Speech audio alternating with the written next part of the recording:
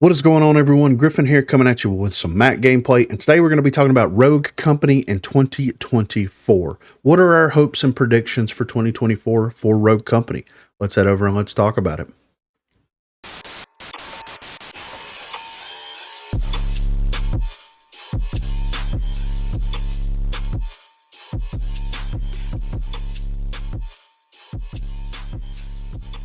The Rogue Company 2023 has been kind of a dumpster fire, right? And I know that that's a very strong, harsh word to actually use for how the game is performing, but at the end of the day, it's not wrong, right? Because we went through a lot of changes. We got a new lead designer with Jared earlier in the year.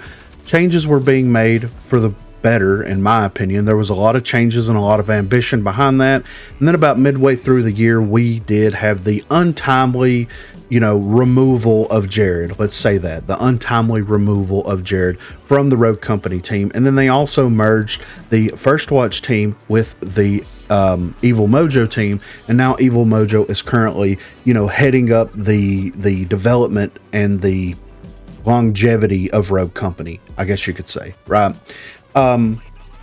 And with that comes the lack of, like I'm going to discuss in a video, where you see a lack of funds, a lack of attention to detail, a lack of bringing players what they really need to be able to succeed in the game.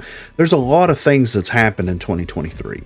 And I thought that 2023 was going to be like the year. We talked about that as part of the creator program. We talked about 2023 being the year of Rogue Company, right? Just being passionate about the game, bringing people back into the game. And that kind of died midway through the year. Whenever they made that merger happen, that died 110%. And is it going to come back? Honestly, I have no idea, right? Because it feels like everybody is taking more of a hands-off approach with how they address Rogue Company, at least from the developer side, right? They're kind of addressing it in their own specific way at their own specific pace.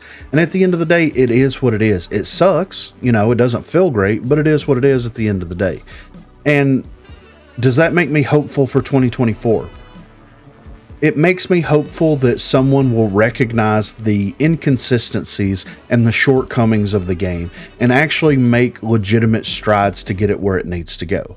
The game isn't in a bad spot as far as balance is concerned, right? There's a couple of outliers, a couple of things that need to be addressed, that have needed to be addressed for a very long time. And we started off this first balance cycle that happened with the Evil Mojo team, with them balancing strictly based on spreadsheets, right? In-game statistics, without any logical, fundamental proof of how this performs in-game, right? And that's why we've got a lot of the weird changes that we've got, like the Hydra change, right? The Hydra change makes no sense, and it didn't make sense to anybody, yet we still got that change. That's because there's a lack of understanding there, in my opinion. This is all from my opinion, by the way. This isn't facts. This isn't anything that I can point to and cite examples to. This is all opinion based. So let's keep that in mind moving forward, right? The game isn't far off from a balance perspective, but there's a lot of other issues, a lot of other underlying things that are hurting the game overall. The matchmaking is bad. And I've seen a lot of people say, well, if there was more people playing the game, then the matchmaking would be better. And to a degree, that's true, right? Because they're using this archaic, old school, matchmaking mentality that they used back in the Halo 2 days. And because of a matchmaking system like that, you have to have a very large player base. It worked in Halo 2 because you had hundreds of thousands of people consistently playing Halo 2 through the entire lifespan of that original Xbox, and even extending into Xbox 360. You had hundreds of thousands of people playing that. With Rogue Company, whenever you look at the Steam charts and you kind of use a little predictive measuring there, you're looking at concurrently, maybe 2,500 to 5,000 players. And sure, that sounds like a lot, but once you start separating everyone by region, that's not that many people. Whenever you look at, NA East, NA West, Central, Brazil, Oceania, UK, whenever you start factoring in all locations, it's not that many people. So the matchmaking system doesn't work. And is there a right answer to how the matchmaking system could work? I don't think that there is. I think that there needs to be something that is, outside of the box, right? Because they tried holding out and having longer queue times, right? They tried that with ranked so that there was a more competitive match, right? People didn't like that. I didn't mind it, right? Because I knew it was going to be a more balanced match. I knew that I wasn't going to have people on my team that was level 10 and under, that I had to just like sweat myself to death to try to carry the entirety of the match, right? People didn't like that, right? So then we start looking at trying to merge servers, right? We saw that they were testing it with like UK and some of the Oceania servers and things like that, where at a specific point when a player population for that server reached a certain threshold, at the bottom of the scale, then it would try to merge those players with players from a different nearby region, right? I think that happens on NA East very late at night. I think it is merging NA East with either West or Central or Brazil, right? Because if I play on NA East, prime time, it's fine. If I play Central, it's not bad. If I play Brazil even, it's not terrible. For some reason, NA West is like playing UK servers, like European servers. I don't understand it. I don't know what the deal is. And we've talked to people before, like in game. Hey man, you have a British accent. Do you live in the United States? No, I live in the UK. Okay, did you queue for NA East? No, queued for Europe.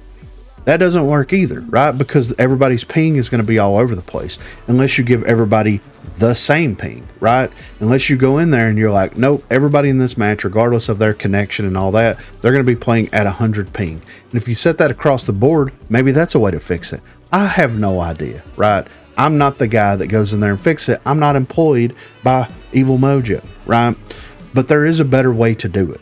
There's a better way to fix matchmaking. There's a better way to fix servers. A lot of the bugs and a lot of the issues within Rogue Company all stem from server issues, right? Because we've seen it time after time. I've purposefully throttled my internet like way low, like less than a megabyte, and played Rogue Company, and I had all of these issues that people complain about. Now you could say that individuals, internet service plays a huge role into that. And I agree. They do play a huge role into that.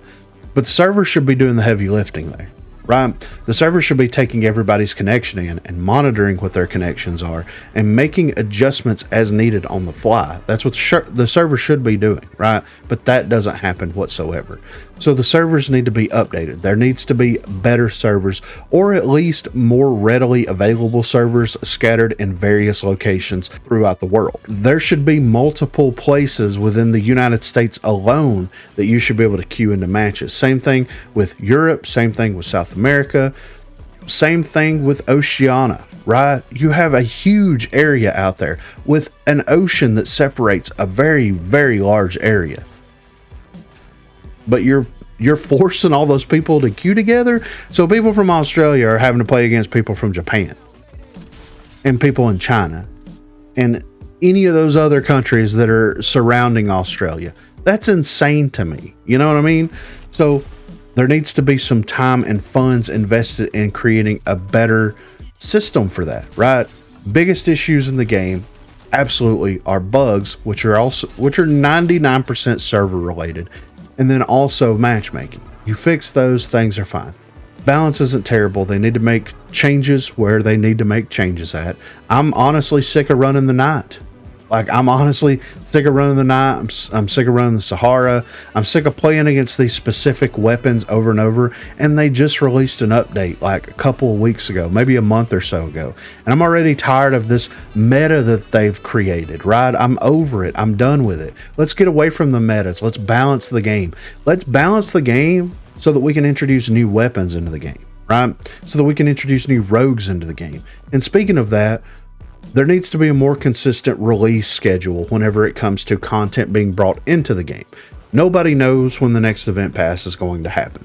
We're going to all wake up one morning and there's going to be a Rogue Company update, and it will have a new event pass with new skins, well, recolored skins with, questionable emotes, weapon wraps that have been used on every single weapon except for primary weapon. So now we're getting the primary weapon version of that.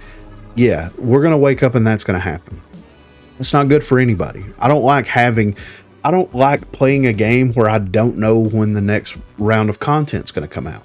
When's the next balance change is going to happen? Are they going to continue to make these balance changes based off of feedback in their spreadsheets as opposed to like actual in-game execution? Like, can we get away from that? We do this every single time somebody takes over that lead designer role, where they look at the data and they make the changes based off of just specifically the data itself. And it doesn't go anywhere good. They end up having to revert a lot of those changes and then looking at the core issues of the game to make changes that need to be made for it. Why are we wasting time doing the same thing that has proven to fail time after time after time after time? It makes literally no sense whatsoever.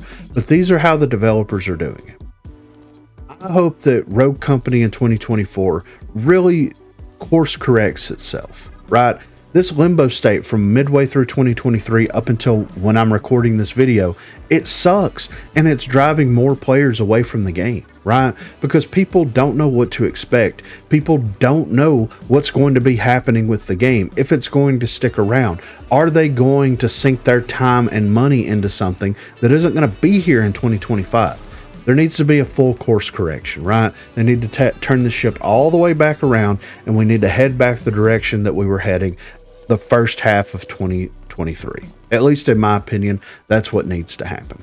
At the end of the day, it's going to be what it's going to be, because there's just numerous issues that I've talked about ad nauseum, and I get comments on my videos. Why are you talking about this problem when there's bigger problems?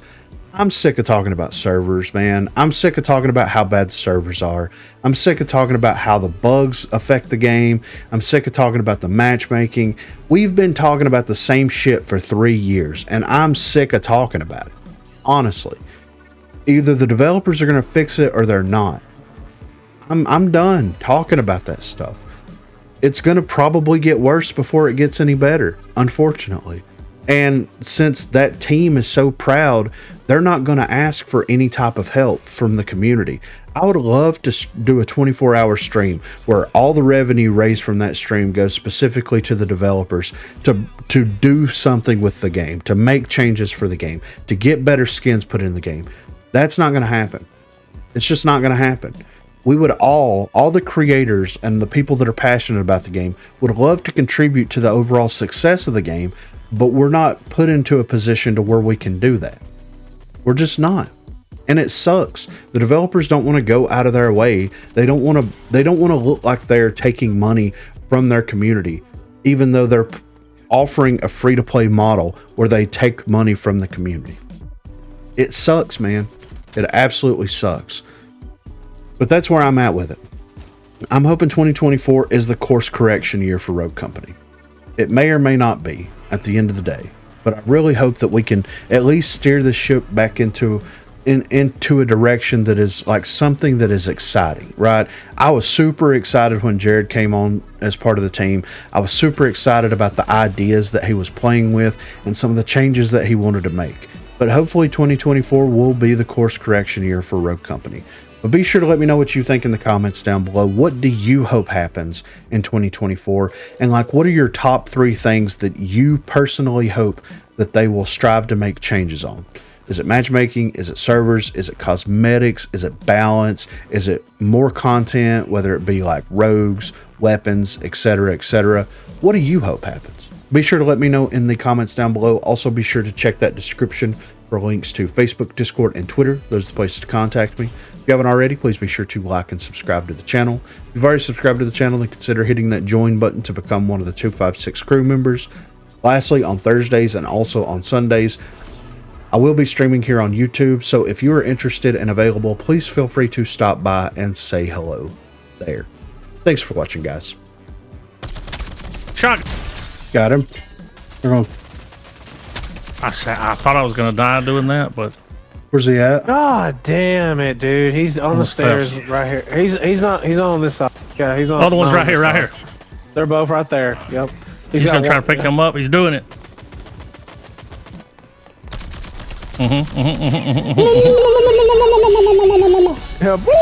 Yeah. Get that butter biscuit, bitch.